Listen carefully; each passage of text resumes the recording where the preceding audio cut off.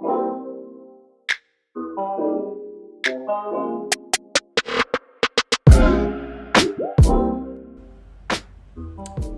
I have to stay here for 4 weeks in Shanghai. I have to go back to my original hospital. Let's try again. I have to be in Shanghai for 4 weeks, and apparently I need to go back to that original hospital for my week 2 and week 4 checkup. But it took a 2-hour ambulance ride, weaving in and out of traffic and going through red lights just to get to this hotel. And when I looked at the map, when I was in the hospital, it didn't seem like there was much of anything around because it was this massive medical compound. So the logistics of moving my belongings and finding a hotel and going back and forth to that hospital, but also another hospital to do my regularly required testing. Yeah. Obviously my brain is fried and I just don't have answers. It's day 35 of being in China. I've been back from the hospital for a week and I just did my second set of testing here at the hotel, which puts the new total at like 70.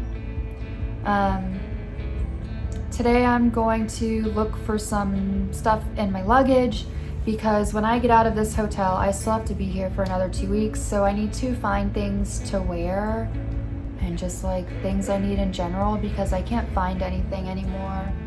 I'm gonna do some laundry in the sink.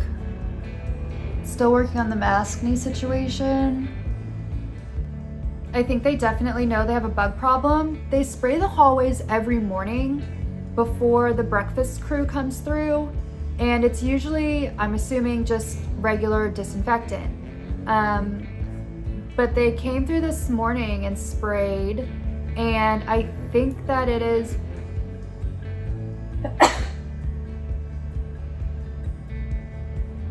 if that illustrates the smell. I think they sprayed for bugs because it definitely smells like bug killer, like that sour, acidic, the bug just flew by. I think they definitely sprayed for bugs because it just has that bug killer smell now, and it's just gone through the cracks in the door and my whole room smells. So the windows are open, which they usually are. This hotel just has a lot of issues. Like the longer I'm here, the more issues I find. So before I get started with my day, let me show you what I found yesterday when I pushed back the curtains a little further than usual. So I pushed back the curtains and I see some spray foam is like leaking down the wall. And then I see this,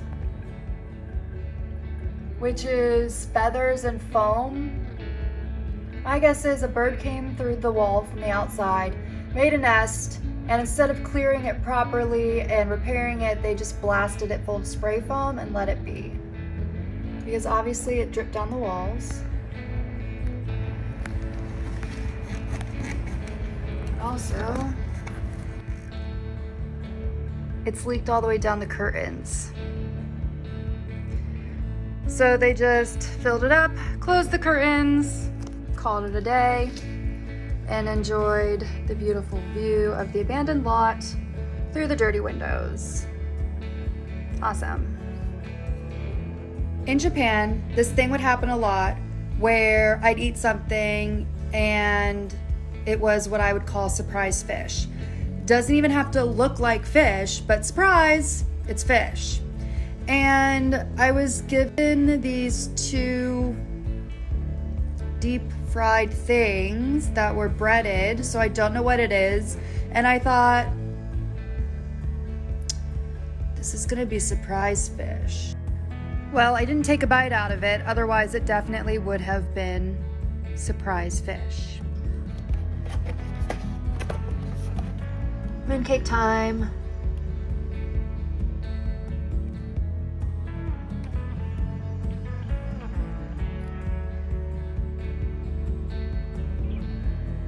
I think this one's lotus paste. Tastes kind of like peanut butter.